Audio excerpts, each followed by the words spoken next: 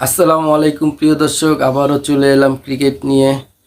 গতকালকের আইপিএলের উদ্বোধনী ম্যাচ কে কে দেখেছেন অবশ্যই কমেন্ট করে জানাবেন। উদ্বোধনী ম্যাচে রয়্যাল চ্যালেঞ্জ ব্যাঙ্গালোর টসে জিতে ফিল্ডিং নেন, যেখানে দেখা যায় সানরাইজ হায়দ্রাবাদ প্রথম দিকে একটু প্রেসারে থাকলেও ঈশান কিষানের 38 বলে 80 এবং ক্যালিসনের 22 বলে 31 এবং বার্মার 18 বলে 43 রানের পুঁজিতে একটা লড়াকু ইনিংস উপহার দেন রয়্যাল চ্যালেঞ্জ ব্যাঙ্গালোরকে।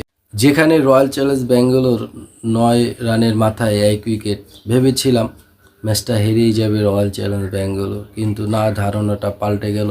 ক্রিকেট অনিশ্চয়তার খেলা, যেখানে বিরাট কোহলি 38 বলে 69 রানের একটা চমৎকার ইনিংস খেলেন এবং পদিক্কালের 26 বলে একটা 61 রানের ইনিংস এবং পাতিদারের 12 বলে একটা 31 রানের লড়াকু ইনিংস খুব সহজেই 15 ওভার 4 বলের মাথায় রয়্যাল চ্যালেঞ্জ ব্যাঙ্গালোর 6 উইকেটে ম্যাচটা জিতে নেয়।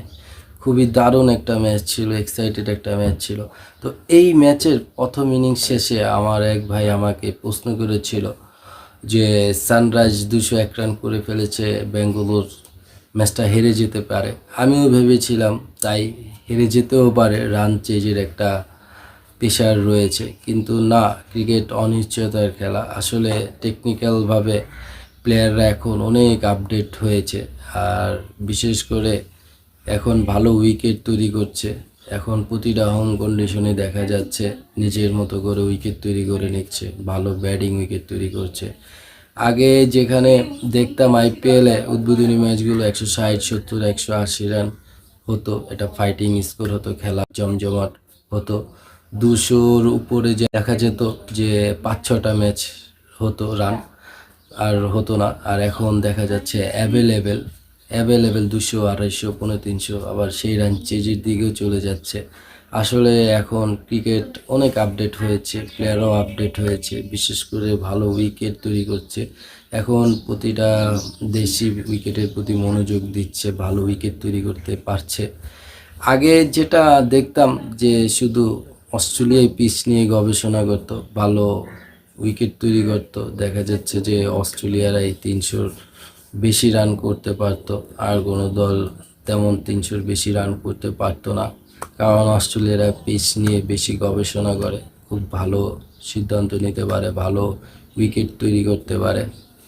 আর এখন ইন্ডিয়া বলতে গেলে অনেক এগিয়ে গেছে, ভালো উইকেট তৈরি করছে কয়েক বছর বলতে কি অনেক বছর ধরেই আইপিএল কারণে ভালো উইকেট তৈরি করতে পারছে।